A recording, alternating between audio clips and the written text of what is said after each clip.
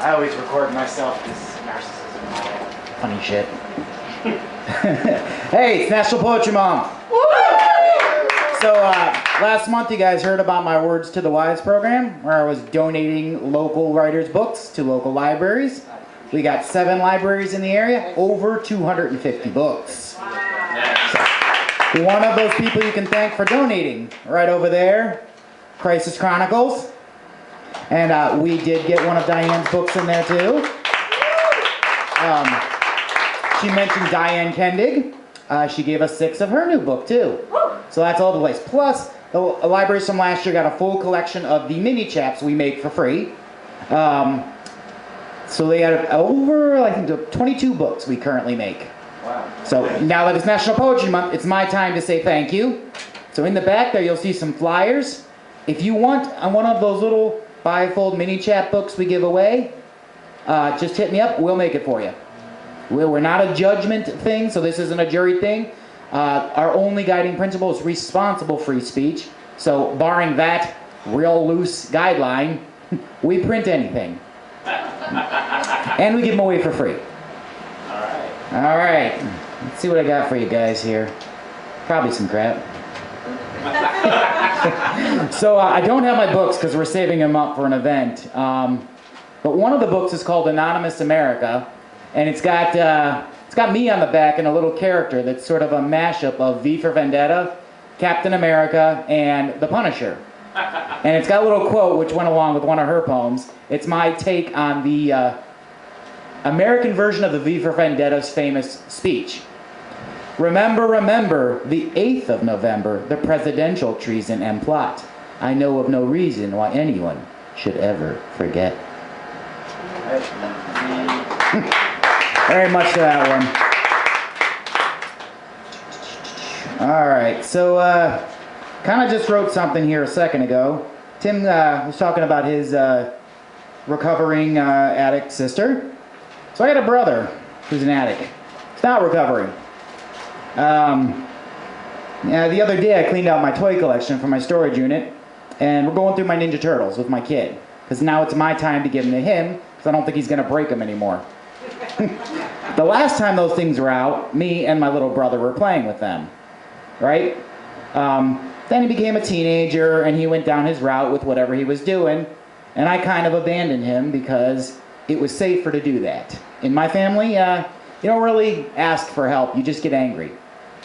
So, there ain't much to that story, really. He currently is on Adderall and has been making paranoid schizophrenic phone calls to me and my mother. And not really great. He said someone stole his cat last week. I mean, this stuff, I have to laugh at it, otherwise you cry about it. But this shit right here is my therapy. And then it gets you thinking, like, that, I grew up with him. We were in the same house. Like, why are we so different? The same parents, the same raising. We both grew up in Madison, Ohio. Right? And every time I look at him, he's the person I could be if I went down the route he did. Except, I'm sitting there playing Ninja Turtles with my 6-year-old. That's all there is to that story. Good place to end it. Yeah. It's good to be a parent.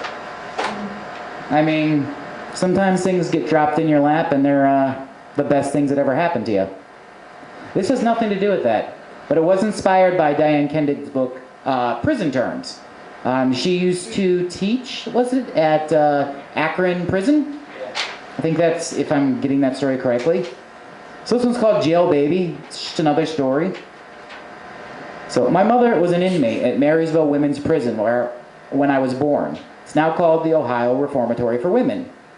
That probably pissed her off to know that I'm telling you all this, but I'm not really going to live in her cage. She brought enough of those home with her, and then beat me with them until I spit blood from my broken lip. But still, this jail baby bird will sing. I was sent to live with my grandparents, and nowadays they don't send the kids anywhere. They stay with their mothers in their cages. Even the babies have prisoner numbers. They're born prisoners. My mother got out a year later, and together my parents got me back. And although I never spent a day inside that reforming cage, I inherited that prison in my heart. My hereditary legacy is to be forever trapped. The jail baby was born in bars, and I built my own prison. After my divorce, after another woman failed me, I failed her. I built my own dungeon. And all that glitters is gold, and my glitter stuck to everything. I trapped myself in shiny baubles and burned my life to glowing cinders of white-hot, unredeemable rage. My catharsis came from feeling the burn. I ran circles in my cage so I would never catch up with myself until I burned out. I slammed myself into the walls over and over again and broke so many times, even my pieces were dust, just so I had a reason to keep rebuilding myself. I became addicted to that forced rebirth. Eventually, I accidentally created my own key through some act of self-deprecating alchemy. The open sesame password to finally let me tear down my walls. A reason to be free, a reason to not be safe, a reason to smash my bejeweled cage.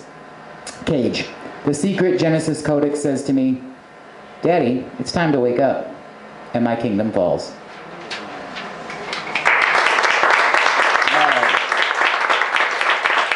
So one last little announcement. Free books, if you want one, make one. We don't have any to give away this time because I'm going to be in my hometown on April 8th at a little event called Books and Cooks. So if you like food or reading, that's the event for you. It's a whole collection of local writers. I think Margie DeLong, who runs Words and Wine in Painesville, will be there. She's another Madison local. And that is the library I basically grew up in. The librarian knew me for about 20 years. That is where I developed the email address I still have today. I went to the high school next door to it. So if you're around, all right, go for it.